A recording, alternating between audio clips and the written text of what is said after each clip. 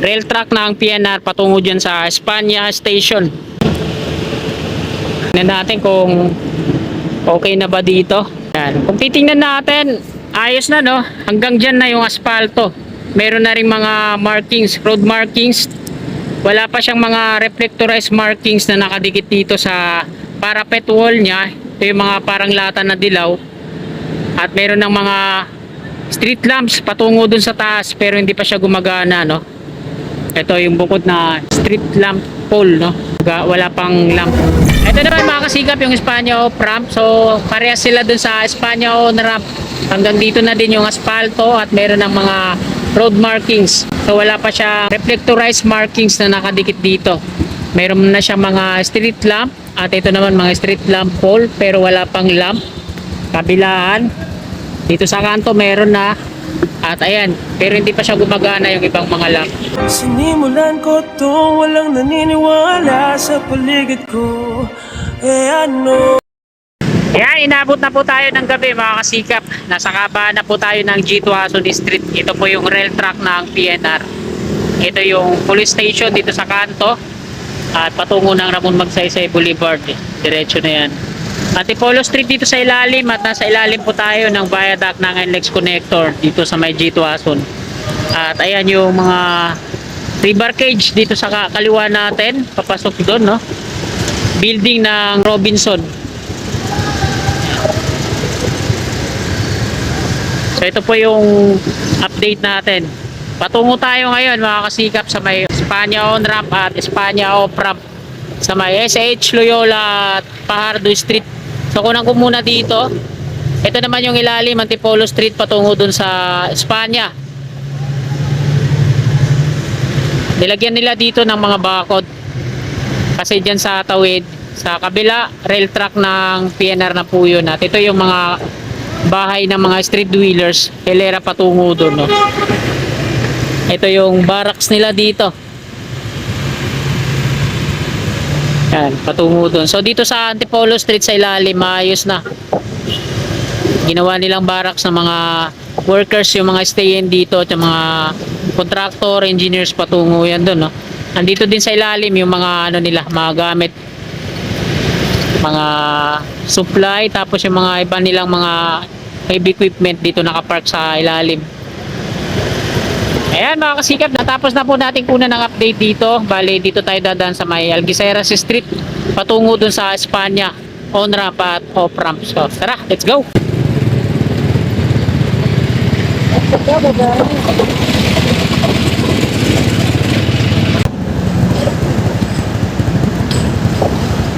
So ito yung rail track ng PNR.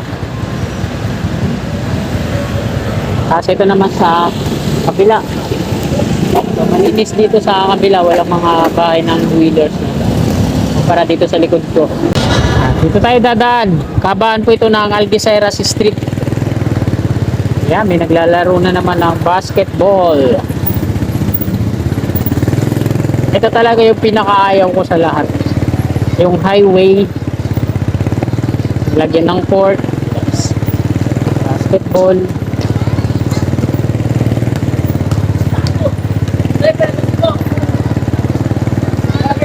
Parang dun sa amin, sa Caloocan, kakarampot na kalsada.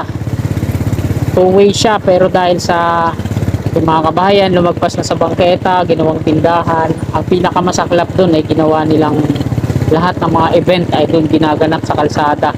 Sobrang abala, marami pang mga naka-parking na sasakyan, obstruction. Hirap talaga mag-adjust yung mga motorista. So nandito tayo sa kabaan ng Algeciras Street at ito yung kabaan ng viaduct ng NLEX Connector patungo dun sa Espanya Boulevard. Ayan yung toll dito sa taas, so hindi pa siya tapos. Tuloy-tuloy pa rin yung construction na ginagawa dyan. Dito sa kanan, wala na yung mga ano nila, barracks. Pinasok dun sa ilalim na viaduct ng NLEX Connector. Ang daming mga macro geofoam mo, yun, ayan, ginagamit yung mga macro geofoam na yan para sa mga rampa. Wala naman na tayong nakikita ang ginagawang on ramp at off ramp dito, no? Kasi tapos na yan dito, eh. Daming mga malalaking steel bar.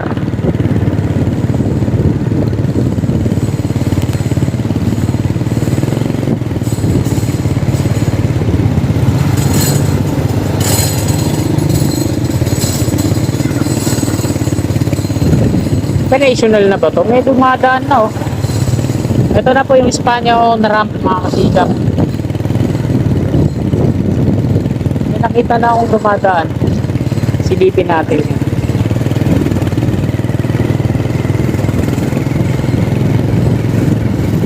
Meron na rin mga street lamps dito sa on ramp. Pero hindi pa siya gumagana.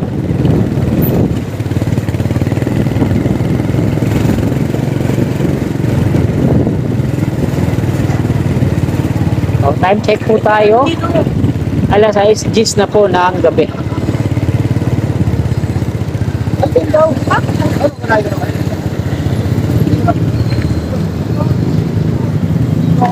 Yeah mga kasikap, nandito po tayo sa Fajardo Street. Palabas po ito ng Lacson Avenue dun oh. Diretso. Corner Algeciras Street at ito yung rail track ng PNR palabas naman doon sa Espanya Boulevard. Viaduct ng NLEX connector. Ayan yung Espanya off-ramp patungo doon sa SH Loyola Street. At ito yung on-ramp. Packet naman dito sa NLEX connector patungong south. So silipin natin kung operational na ba to dito. Ayan. Kung titingnan natin, ayos na no, hanggang dyan na yung aspalto. Meron na rin mga markings, road markings. Wala pa siyang mga reflectorized markings na nakadikit dito sa parapet wall niya. Ito yung mga parang lata na dilaw. At meron ng mga street lamps patungo dun sa taas pero hindi pa siya gumagana no. At ito yung gantry sign. So wala pa siyang signage. Yung masakyan na yan, pagpatungo sila ng NLEX connector papuntang south, so dito yung dire-diretso patungo doon. Yung off-ramp naman doon sa ayan, yung viaduct niya patungo naman doon sa SH Loyola Street. So against the light po tayo no.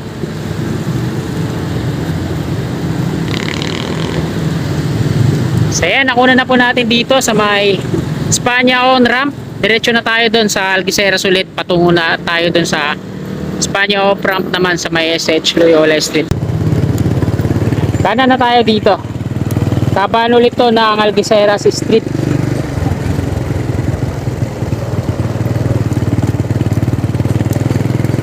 Mayroon pang mga mangilan-ilang mga container dito na nakahilera sa kanan. Sa right of way ng NSCR.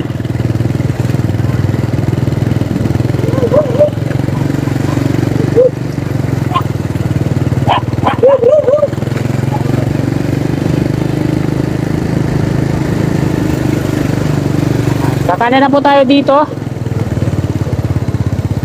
SH Loyola Street na po ito at ayan yung Espanya Station ng PNR. Wala na, tinanggal na nila dito yung ibang barracks nila. At nandito na nga tayo sa kaban ng SH Loyola Street. Patungo po yan doon sa may Maseda, tapos kakaliwa ulit palabas ng Espanya Boulevard. Yung Espanya Station mga kasikap, Espanya Boulevard doon sa unahan. Ito yung rail track ng PNR. Antipolo Street dito sa ilalim, palabas din niya ng Espanya Boulevard. Viaduct ng NLEX connector. Ayan na po yung Espanya off-ramp. Yung mga barracks nila dito, ayan, kalat na lang yung natira. Wala na yung ibang barracks na nakalagay dito. Meron pa na dyan sa unahan, o konti na lang. Right off way ng NCR at ayan yung paligid niya patungo doon sa may Fajardo Street. So, dito tayo, tingnan natin.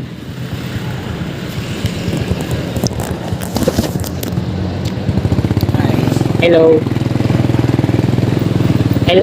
Opo.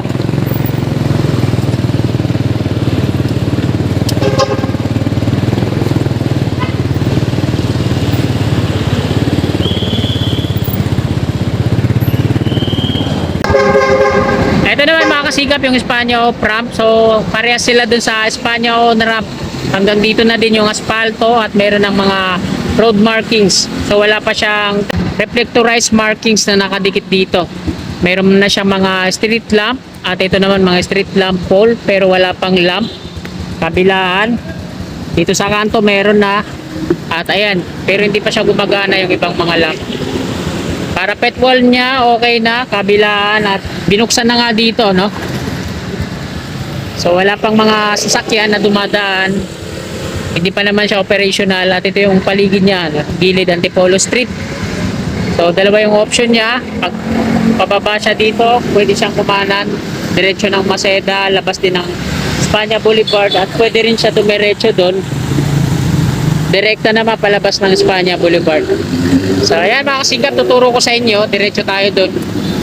Kung yung babaybayin natin yung mula dito pagbaba patungo naman doon tapos lalabas ng Espanya Boulevard. So tara, let's go. Dito sa kanan tapos diretso doon sa may Maceda Street. Makikita natin na meron siyang mga solar road stud, no? Ito yung tawag dito sa mga ilaw na to.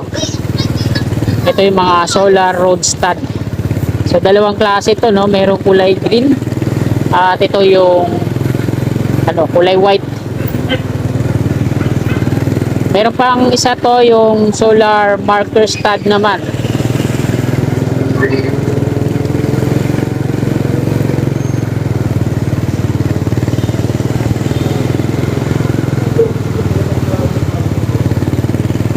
Pagdating natin dito sa Maceda Street, kakaliwa naman to, ayan, nakalagay dyan Quezon Ave.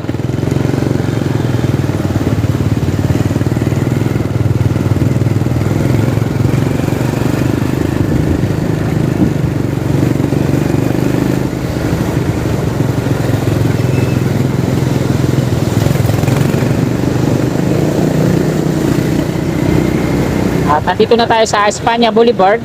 Pagpatungo kayo ng Quezon City ay kakanan kayo dito. Dito sa Espanya Boulevard makikita din natin na ang daming mga solar road stud. Ito yung solar road stud na isang kulay green. Dito siya sa nakahilera sa bike lane. Dito na po ako mag-U-turn. Patungo ako sa Blooming Treat Road. Ayan, patawid ako doon. Bali dito ako tatawid.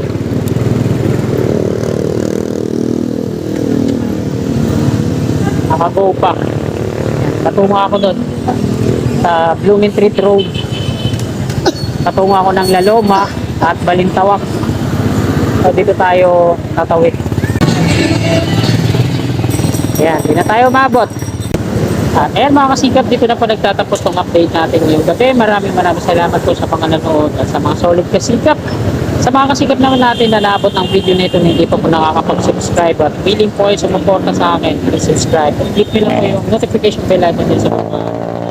Maraming salamat. God bless po sa ating lahat. You're my angel, angel baby, angel.